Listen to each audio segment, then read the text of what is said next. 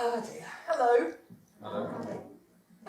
Oh, you are good. I had 1 year where everyone just sat there going, like, really like that, and if I asked anyone anything, they just sat there. And it's terrible. My name's Kat.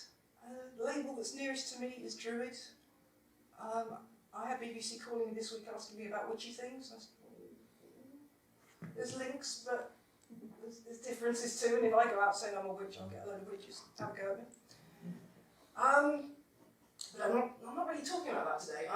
Today, I tried to deal with the most commonly asked question, other than what's the difference between witch and druid, which is a common one. People always ask me, how do you do your paganism? How do you do it every day? Because we're brought up in a country which is by and large Christian foundation. So if you go to school, you have assembly, you have hymns, you have prayers. I remember everyone having to sit and be taught the Lord's Prayer, and that was in a state school. And Catholic school, they just assume you know everything. You're just thrown into Catholic mass, and small child me was like, I have no idea what's going on. But you've got a certain idea that religion is only done, say, 1 day a week.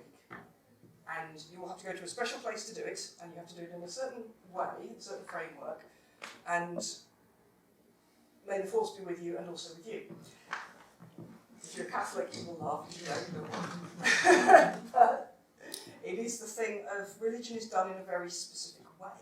So when it comes to doing paganism, how do you do it? How do you do that on a daily basis? Because paganism is a constant. Paganism is a way of life and a personal practice.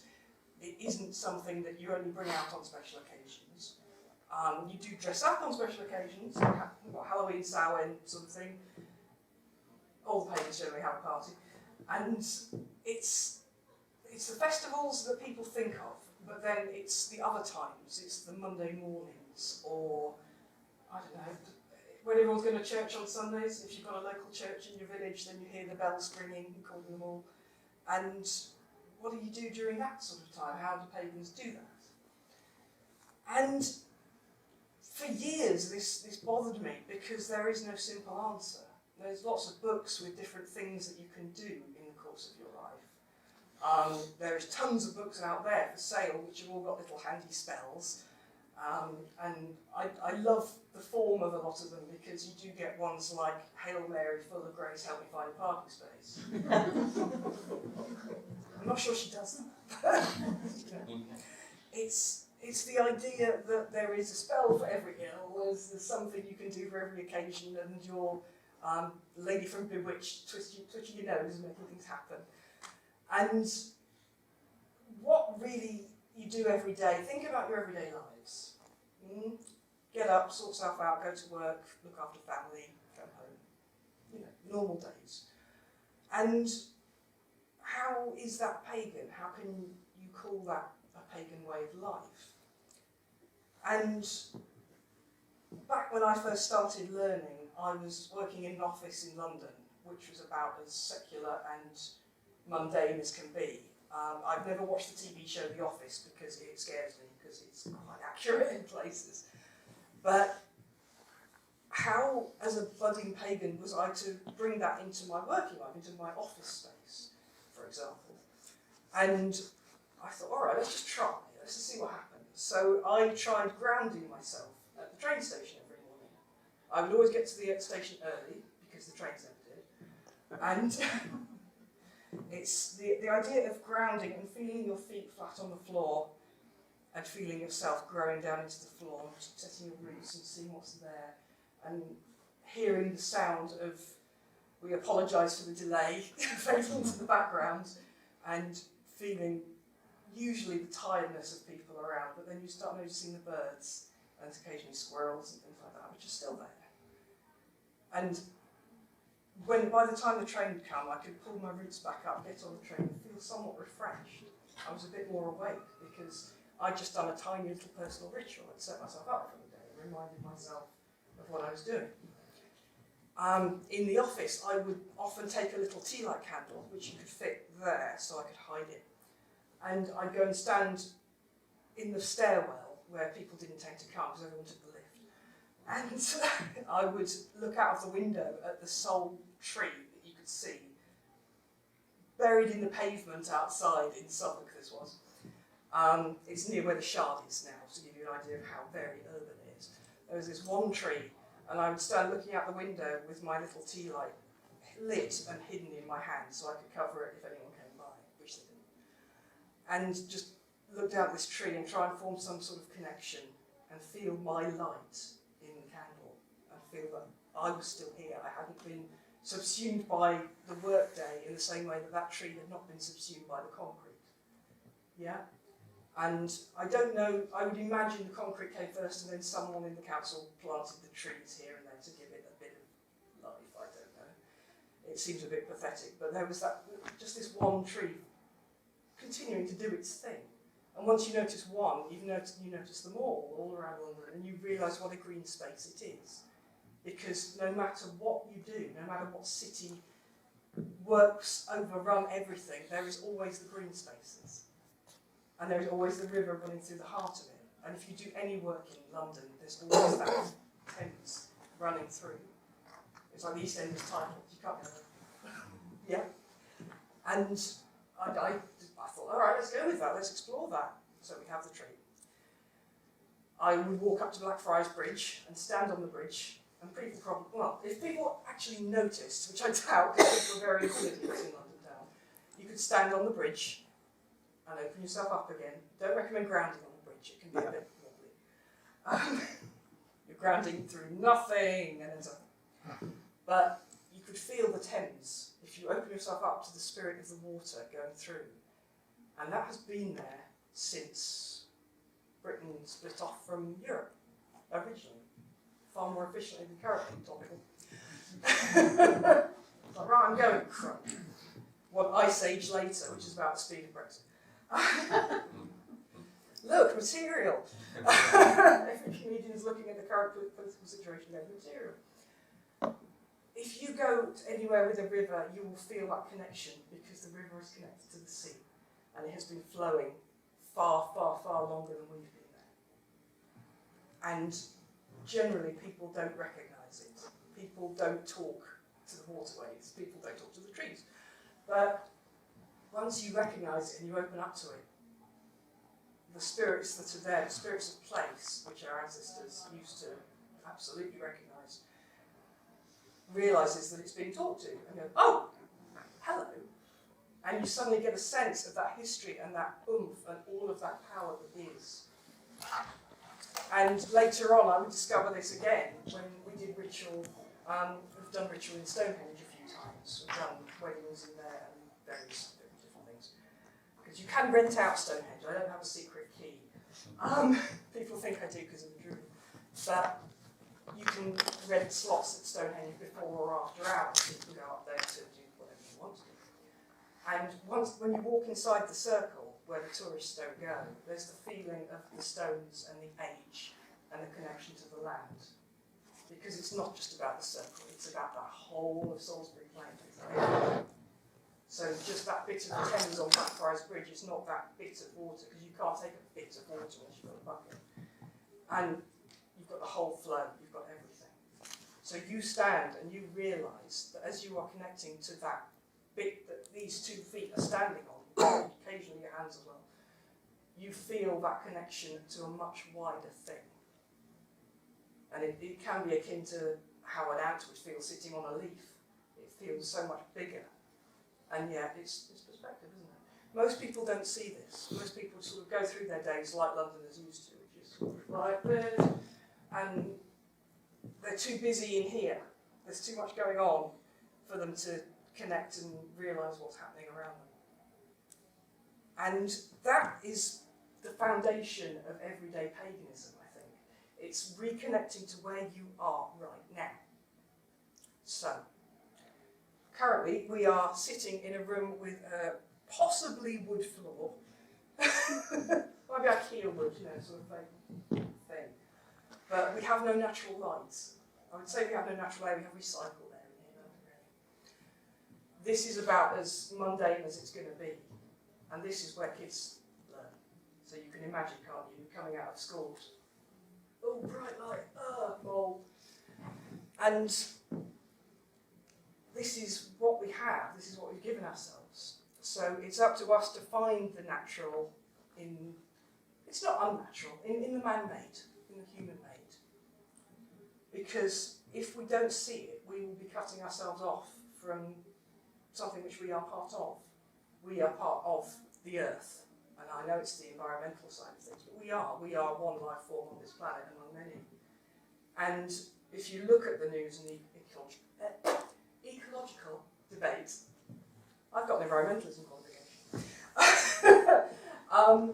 If you look at that, you'll see the difference between people who understand that they're part of something bigger and those who cannot understand that, who can't see it. The children marching yesterday who all bunked off school to march for the environment, that was wonderful. And I like to think that if I'd been at school, my teachers would have said, do that, go, explore it. They might not have. There was a lot of adults, including Theresa May, saying, oh, this is terrible, we shouldn't have this. It's costing our hard-working teachers their time and effort. Teachers were there too. The teachers are following the example of the children. And to have people in charge who cannot see that, who cannot see what the children see as important, that connection has been lost. Because the only thing that certain adults, notably, can see is the immediate worth of something. So how much is it worth in monetary terms? How much is this bit of land worth? How much is your time worth? How much is my time worth if I deign to talk to you, if it's the Prime Minister? And she doesn't actually ever answer a question, I notice. I've never heard her answer a question directly. So automatically that's fairly dishonourable to the querent, I would say. If you're asking a question of someone and they don't even bother to answer you, they just talk, word salad, then why are we giving them time? So it's that disconnection. And that was sort of the thing that I wanted to aim away from that. Because, again, working in London, it's all about what is your time. We're not getting as much done in the time that we could for our constant rat race. But I always had in my mind the little break I would take to stand by the window. I would always go somewhere in my lunch hour that got me outside, and you can feel the wind. You can go up on the roof of some of the buildings there. And I watched the eclipse in 1999 up on the roof of a London building. And you look around, and everyone else was on top of buildings or in the streets like this. And it was like the aliens were coming. And everyone was just like, oh. And no one's retinas got burned out. They didn't. We tried using those little pinhole things, it didn't work. But it was being aware in that moment how connected you were with everyone else standing looking up. We are looking up at the sun and the moon at the same time.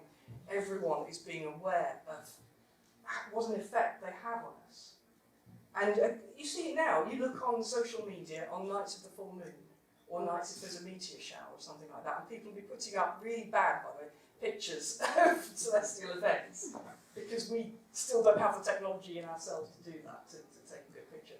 But the picture will not capture the connection. If you look up at the moon on a particularly bright night, the other day we were walking the dogs late, and I said, there's a particularly sparkly star. And I have an app which tells me what the star is, because we have apps for everything. And I fully make use of the technology. And point my phone at the sky, and it says that little sparkly star, which is so bright, is Sirius, the dog star, running at the heel of Orion, right there. And then there's us walking along with our dogs, and you can't help but smile because you see that connection. And this is what we do. This is what we do as pagans. And this is something I do try and explain to people in interviews. And don't hate me, but I do say muggles. Very non-magical people. People who are interested, because we've all got that spark inside us, haven't we? When we were little and we wished on a star, or we wished on our birthday candles, or we saw magic in other ways. I don't think most people ever lose that. I don't know about the Tory party. I'm not normally so political, I just got really angry at that Theresa May comment yesterday.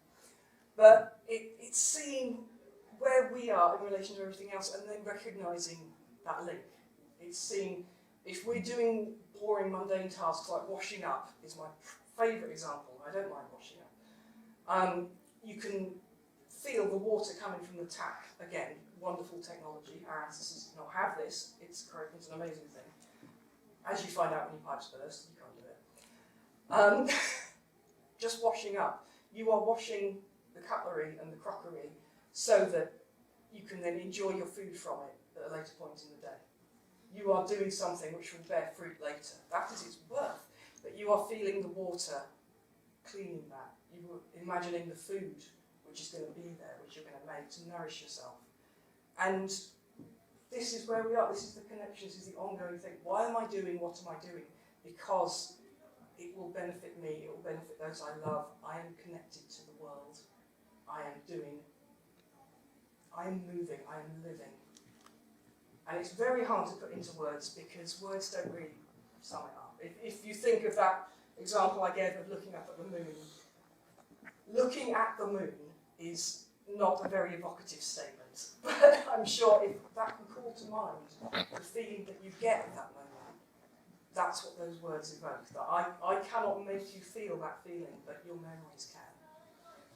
If you looked at the eclipse, if you look at a rainbow, how does that feel in here? It's not just, oh, that's nice precipitation. I know many scientific people who can give the explanation and the names for clouds. And they still wonder at it. I mean, that's fantastic. Clouds have names. You know, stratocumulus and things like that. And I don't know them, but it's the same as trees. All trees have names, don't they? Trees have species. We can delve into this as deeply as we want because we have the gift, I think, as pagans, it is a great gift of being able to open ourselves in this way.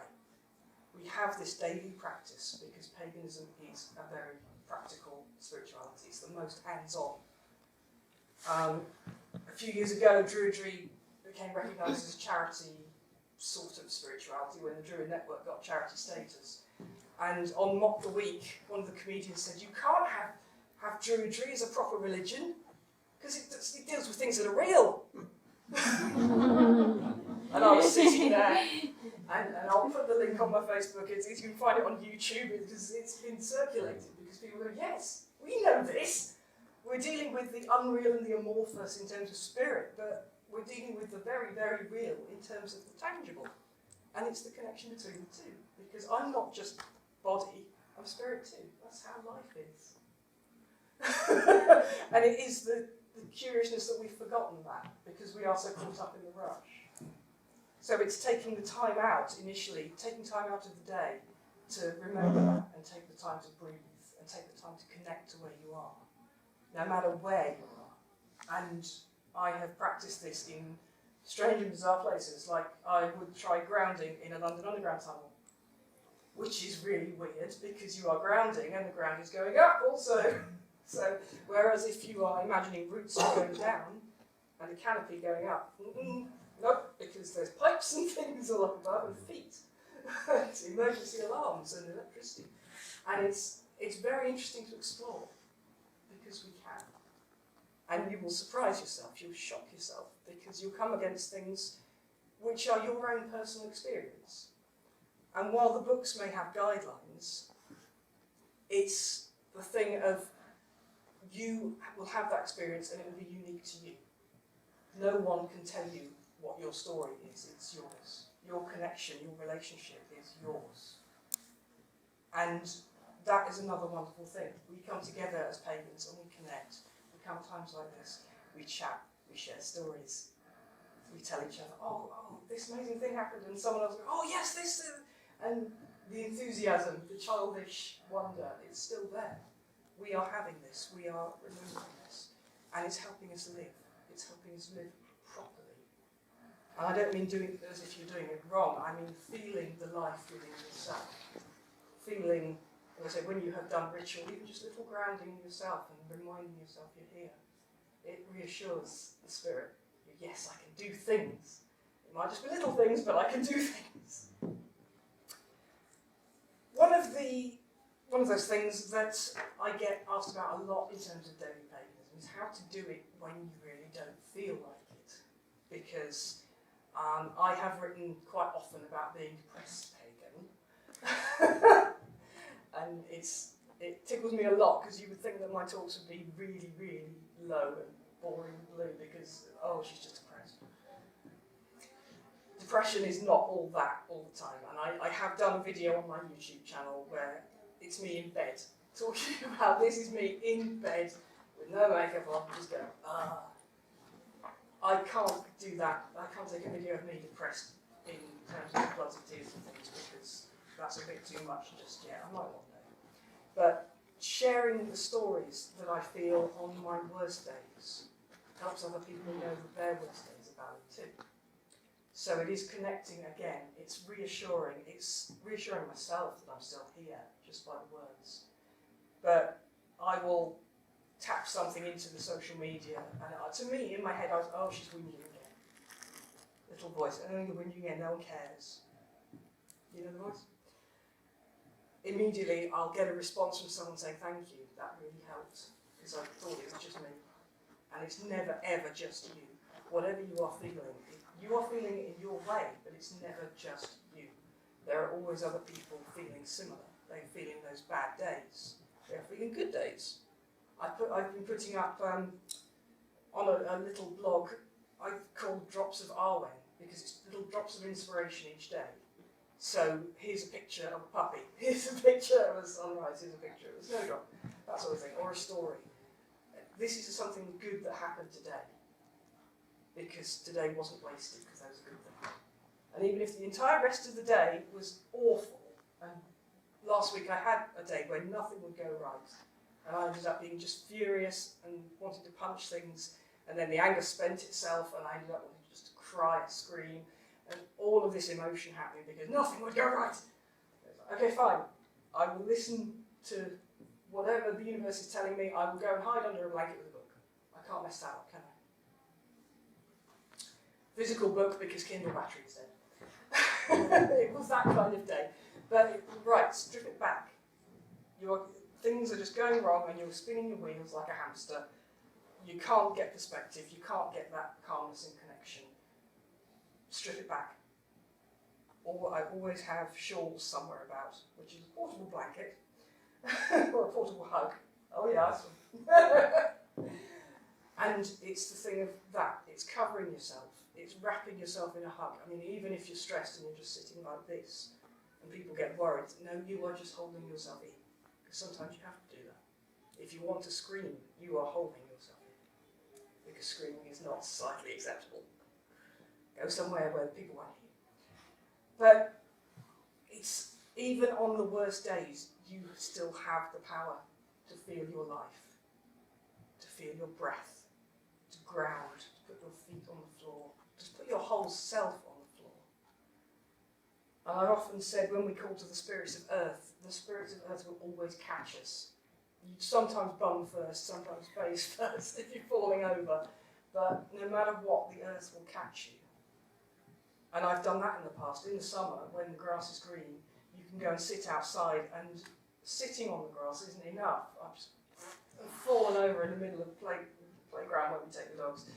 And I don't care what's under me, really. I'm just lying on the grass going, full grounding. I need this right now. I need to be lying on the earth as much as I possibly can, because I need to be held, because my head's going to explode. And I think that is the thing, as you start to feel things more intensely, as you start to reconnect and see the madness in the world and the deep truths in the world, it can get much. It can get very much. Too much. And again, sometimes it's hard to talk about because the words are difficult. Sometimes it's difficult to talk about because you can't put that emotion into words. But that intensity is valid, it's still there. So you can talk to other pagans, you can talk to other people who you know have felt similar. If you're having a bad day, which we have, there are always people who will understand. And I do know that there are pagans out there who are very much the whole love and light. And I joke, but it's very much often not love and light in my life. It is very much darkness and yuck. But even with the darkness and yuck, there is still love. There is always love, because I have a handy fella, I have puppies, and dogs do the best love. Dogs are morale officers for the universe. They really are. They will always provide love. There is always that, and the earth always holds you. And that is the thing with paganism, is that it is always there. It is light, it is dark, it is good, it is bad. It is intense love and intense pain. It is everything. And that is part of this path that we walk. And everything we feel each day, we can express through the lens of paganism to help put words to what we feel. Yeah? It's not just a practice. It's not paying lip service to gods. It's feeling that connection. It's feeling that intensity. At the moment, I've actually been very interested in the term mysticism, which a lot of people throw around. There's a lot of magic and mysticism. Mysticism is literally relationship with God. It's relationship with power bigger than me, powers that be. And if you look at histories of mystics, it's how people have had that relationship so intensely with God, Christian God, that it's overwhelming in their life, and that's been their journey to discover that, explore that. And I think where pagans come into mysticism is we feel that relationship to the world, not just the planet, but the spirits as best we can.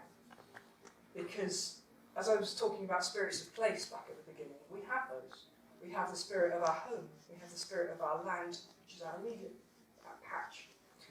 The bit that we call home that we can come back to, which might not be where we live, it might be somewhere else. You might go somewhere like Avebury or something and feel more at home than ever. But you have that connection to the spirit of the place. You have that mystic connection to whichever patron deities you work with. If you work intensely enough, it's a powerful thing, and it's something which those who, I would say, can't cope with it will never feel, because it is so intense. If you really go deep into paganism and pagan practice, you are having a very solid, loving relationship with a force which is beyond what we're led to know, I'd say. I hope this is making sense, because it's, again, a very hard thing to put into words. But those intense experiences, again, that I was speaking of, it's recognising their validity, going, yes, I am feeling this. What does that mean? Okay, let's try again. And if you have a patron deity, it's calling them up, it's sitting with them and praying or having ritual or whatever you're doing, or just chatting. I mean, if you're doing the hoovering or something and you're speaking to the lady of the hearth, yeah. I'm absolutely certain that Demeter would have a hoover. Probably does. With me? And I have a tiny soft toy Hedwig in the car, because the owl is a symbol of knowledge, of course, for Athena, but also it works for travellers. And it's a Hedwig, it's a Harry Potter toy, but again, it's reminding me to keep safe while I'm travelling in the car. It's little things that keep you reminded. And a lot of people come to me and say, oh, do you do things like Harry Potter or like Lord of the Rings? If that's where you're coming into it, fine, okay, that gives us something we can work from. Because that's what the children are seeing now, is Harry Potter, and using it to empower themselves. And again, it's that connection. They have their wands. Pagans have their wands. It's the little portable bit of a tree that you can carry around. If you have a third leg, if you have a walking stick, yeah? It's as good as Gandalf's staff, isn't it? We have our connection. We have our connection to mysticism. We have our connection to spirit. And we have that every day and every night. One thing I wanted to do here, because I didn't just want to talk, is to give you an example that you can take away with you. So, have all of you, about your person, got something on you which you have on you every day? I have a wedding ring. I have this necklace, which was part of my hand fasting course.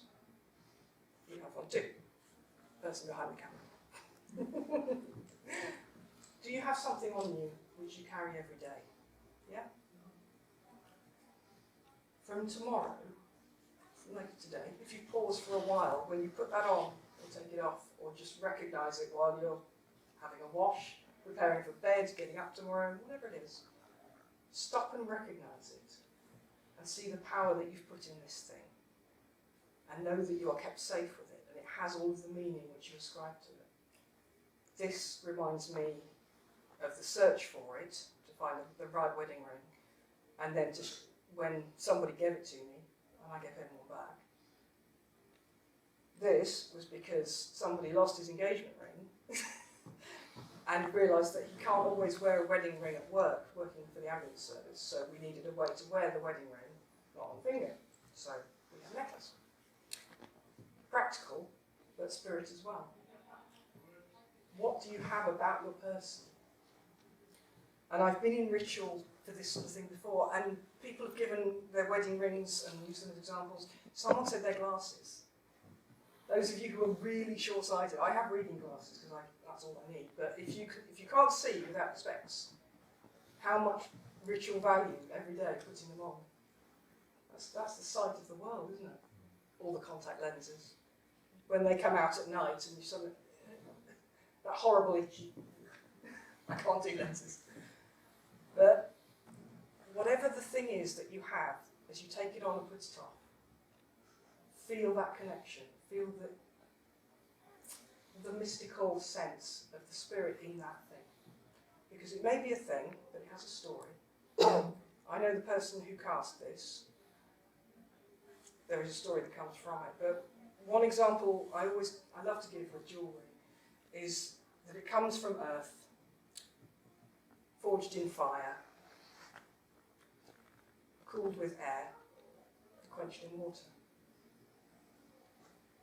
And if you haven't got a thing, how about this thing?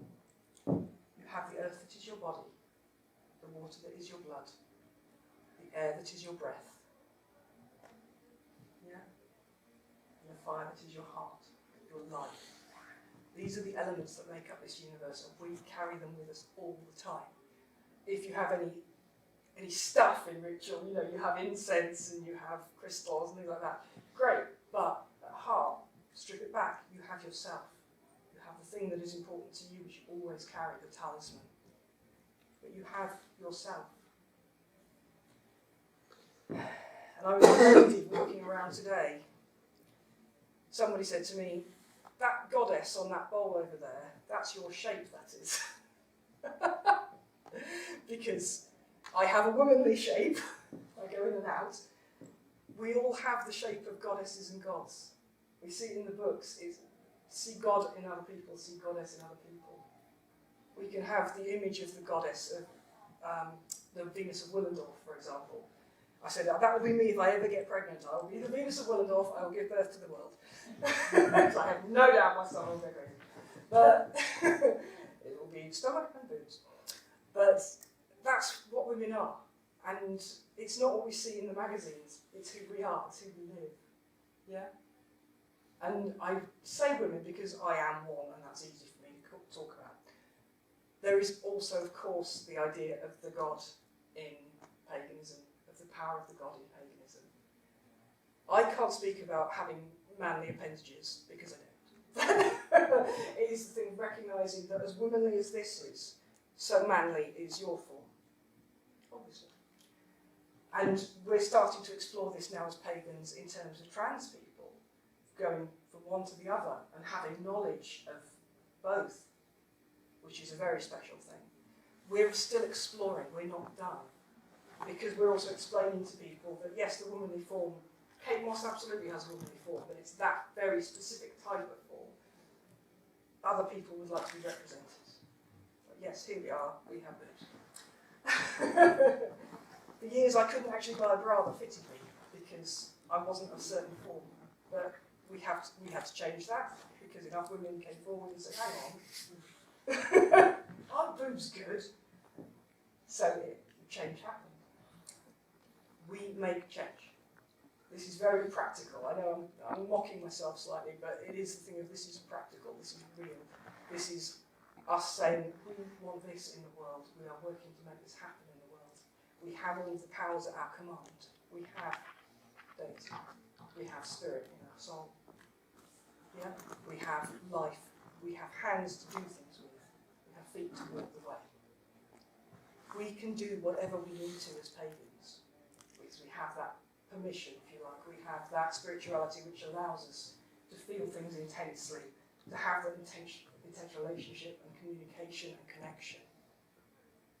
So, as you walk out into the world again, as you walk out of this building and you see the sky and you feel the wind on it, and it's February, so we're not quite at spring yet, we're in the middle of times, but have a think tonight, look up at the sky, see the moon, see the stars, feel your connection, feel the spirits of your place, feel the spirits of your heart, those you love. That's living with pagans.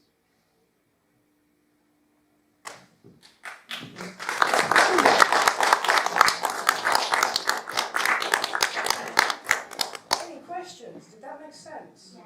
Oh, good. Oh dear. I love this because we live in Derbyshire, so we live near Buxton, which makes a fantastic trade out of its mineral water. And then you think, well, where did all this come from? But that's what it is. Any thoughts? Any questions? On the idea of grounding at work, it is an absolutely brilliant way to get through your day. Kat and I started doing a lot of this around the same time, so we were grounding at work at the same point. The warning I will give is if you do that, make sure you have examined where you work and what's around where you work. Because the first day I did this at work, I didn't realise I was 2 floors above the mortuary. I got a phone call. It went, So just be aware of your surroundings before you do that. but it's fun, you got it, didn't you? Yeah. It's the people who then say, oh, I wasn't doing it right, I didn't feel anything. Don't be scared, just keep trying. But it's interesting. I lived for years in Dubai and Saudi Arabia, which bits of Dubai must be amongst the most artificial places you can find. But 2 things. One is, I always had the feeling that the sand was 6 feet below my feet. Because, okay, maybe it wasn't 6, some days it was 8, some days it was 3. But you could always feel that this was almost a boat built on this strange, it was sand there, there wasn't much rock underneath. And the other one was that you think that there has been incredibly hot and static and difficult, but there was spring. There was the few flowers, poor little things planted like your tree, would have spring. They would just the leaves would open a little bit and go. So even in that environment, it was possible to feel the earth under here as well. Yeah. I mean, I'm not sure if there's water under here, but whatever else sits under here, and eventually we'll get to clay or to soil underneath That's this right. weird bonkers box we're in now. Yeah, it's mad, isn't it? And I feel like I'm in IKEA in this because you're in, it's so manufactured. But it sits on something that isn't. that's right. Very nice. That's always there. What was I watching? I was watching The Girl with All the Gifts, the movie, recently. And that's one of these post-apocalyptic ones. And they go through various cities. It's post-apocalyptic, many years in the future. And I love that they allowed the wildlife to take over. And a lot of it was filmed, I think it was in, is it Pripyat? As people know this? It's the next nearest town to Chernobyl, which was evacuated in time, but it's like the Marie Celeste of towns. It's just everything's left. And all of the trees have started to go up the pavements and along the streets, and ivy's everywhere, and creatures are living everywhere. And it wouldn't take much for the sands to take over, would it? And so the joke about Los Angeles, if people turn the sprinklers off, the desert being quick enough, because that's that environment. And I went to Washington DC years ago, and it felt to me like someone had dropped this city into the middle of a swamp, because all around it is very wet woodlands and very wild places. But then you suddenly got capital of America with all of its stuff going on. Can you guys hear all of this wildness around you? They can't, of course. But it's interesting to look at. It's interesting to look at our places, I think, because we are 6 feet, 3 feet, 9 feet away from Pipes and the mortuary or whatever else. this. Is it. I love the fact that the mortuary is so hidden, but well, it's important, isn't it? Any other thoughts? Is that a lot to cogitate? It's very simple. It's you live your life every day, you're aware of it, but it's also very difficult because we get caught up in stuff. We get caught up in noise. Have a think on it.